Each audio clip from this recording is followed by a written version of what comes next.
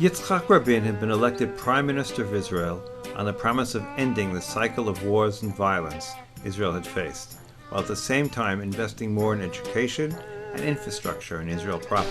Rabin traveled to the United States, where he was warmly welcomed by President Bush, who unfroze the $10 billion in loan guarantees the U.S. had withheld from the Shamir government. Foreign Minister Shimon Peres had opened a back channel with the Palestinian Liberation Organizations, and those negotiations progressed. An agreement was reached in which the PLO recognized Israel and declared that the part of its charter calling for the destruction of Israel was null and void. Israel recognized the PLO as the representative of the Palestinian people. The agreement allowed the PLO to establish limited sovereignty in the Gaza Strip and in Jericho.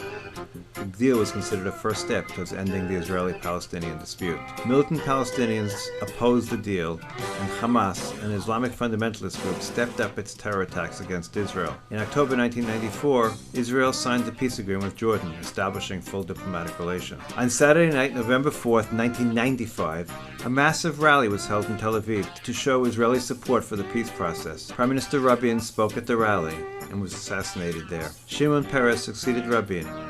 Peres quickly called for new elections, which he had hoped to win. It was the first direct election of candidates for the position of Prime Minister. In the midst of the election campaign, Israel suffered a series of some of the worst terror attacks in its history. In May 1996, Likud party head Benjamin Netanyahu, who had been Israel's ambassador to the United Nations, won the election and thus became the Prime Minister, defeating Labour Party's head Shimon Peres. In 1987, the Israeli biotech industry made major strides when the United States FDA approved Copaxone by Teva Pharmaceuticals, which has become the standard of care for multiple sclerosis.